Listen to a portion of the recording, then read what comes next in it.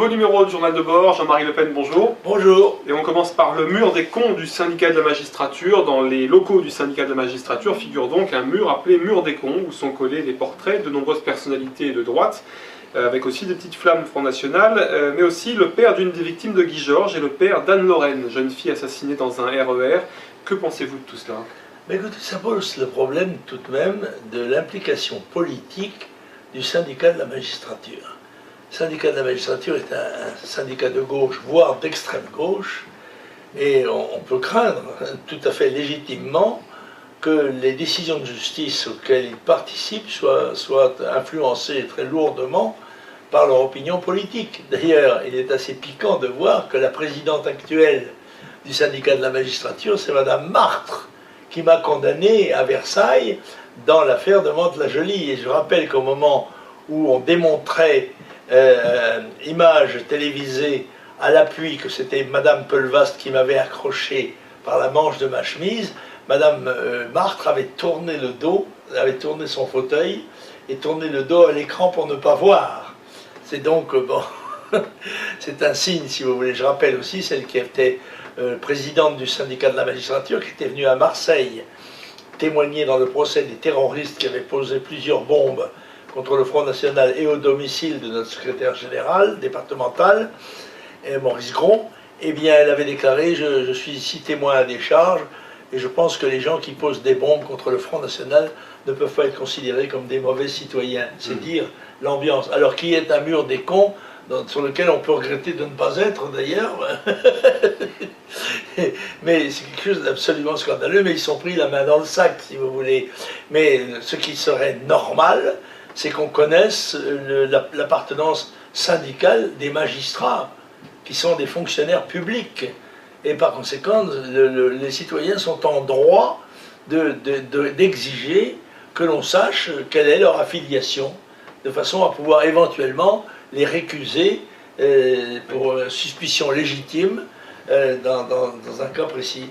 Et donc vous pensez que ça concerne tous les membres de ce syndicat, hein? Non, je ne crois pas que tous les membres du syndicat de la magistrature soient imprégnés de cet esprit-là, mais ils peuvent être soupçonnés de l'être, puisque je rappelle tout de même que comment dirais-je, la brochure de présentation du syndicat de la magistrature et de son programme comportait une tête de cochon avec un képi de flic.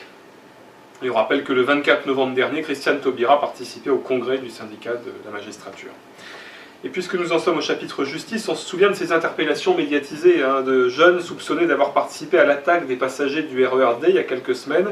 Bien noté, Mohamed, le seul majeur accusé de cette attaque, a été relaxé par le tribunal d'Evry alors qu'un policier l'avait formellement reconnu sur les vidéos et alors qu'une victime croyait pouvoir également le reconnaître. Ben, je crois que nous parlons du même sujet. Je pense que le magistrat ou les magistrats qui ont jugé de cette affaire l'ont jugé avec des lunettes politiciennes d'extrême gauche et ils considéraient que l'attaque d'un train et l'attaque des passagers était quelque chose tout de même d'assez banal et qu'il fallait être indulgent pour ça.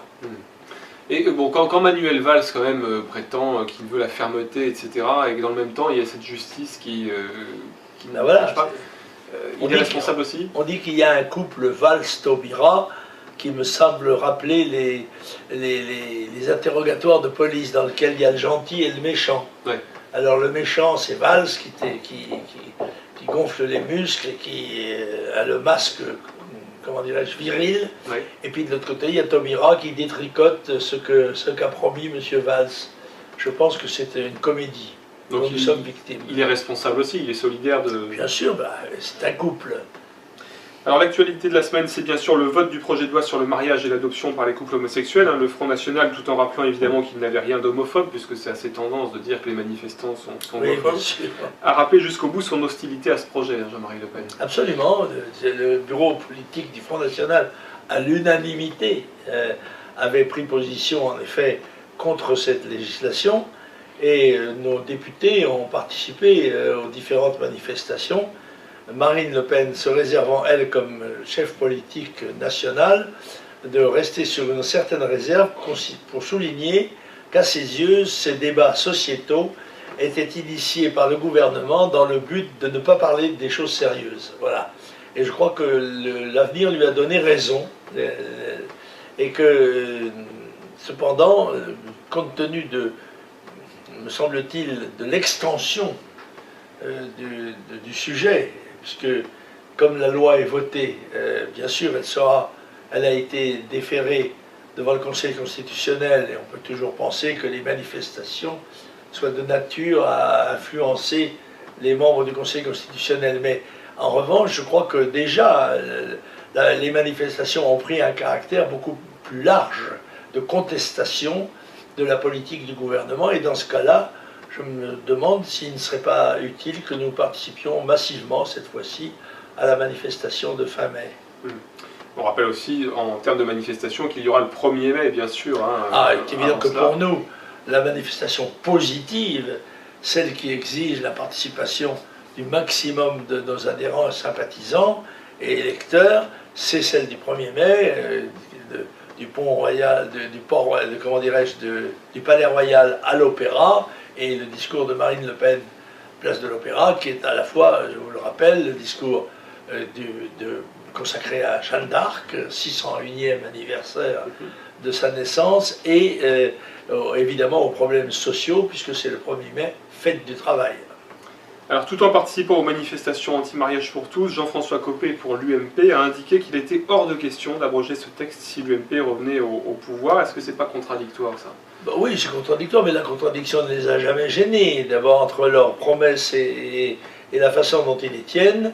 Et Marine Le Pen a été très claire, elle a dit, elle, si je suis au pouvoir, eh bien, nous abrogerons cette législation. Copé a dit le contraire, ce qui est normal. C'est tout de même la solidarité UMPS qui, à un moment donné, ne peut pas se rompre, ne peut pas aller plus loin qu'un certain niveau de tension verbale. Oui. Alors, deux figures dans ces manifestations, Brigitte Bardot et Christine Boutin, notamment. Qu'est-ce que vous pensez de leur action? Écoutez, je suis obligé de constater que Brigitte Bardot, qui est un personnage atypique, c'est le moins qu'on puisse dire, pittoresque et assez étonnant, quand même assez lié, semble-t-il, quand même à l'UMP, puisqu'elle n'a pas accepté qu'un orateur du Front National présent devant son estrade puisse dire quelques mots, mais qu'en effet, ces trois orateurs de l'UMP qui ont pris la parole ont dit même qu'elle négocierait son entrée sur une liste électorale européenne. Je lui conseille quand même d'être tête de liste, parce que, à part la tête de liste, je crois qu'il n'y a peut-être pas beaucoup de candidats UMP qui passeront la barre. Bon, cela étant, voilà, Madame Boutin, elle me semble plus logiquement dans le fil de la manifestation, puisqu'elle est présidente d'un tout petit parti, mais qui s'appelle Chrétien démocrate, et que tout à fait visiblement, l'esprit catholique, je ne dis pas les catholiques, enfin les catholiques de toute nuance et de tout degré de participation, ont été certainement l'âme de la résistance à cette législation. Et par conséquent, Mme Boutin est à sa place, comme d'autres d'ailleurs. Ce qui est scandaleux, ce sont les cris d'orfraie d'un certain nombre d'élus UMP, parce que M. Collard aurait été dans le même rang que des députés UMP. C'est assez extravagant, ça. Cet ostracisme, cette agression contre le Front National, dont est responsable d'ailleurs, dont sont responsables tous les échecs de l'UMP depuis 5 ou 6 ans, eh bien, il semble que ça n'est pas entré encore dans la tête d'un certain nombre de gens. Eh bien, je crois que les électeurs vont le leur faire rentrer dans la tête. Alors justement, sur le plan institutionnel,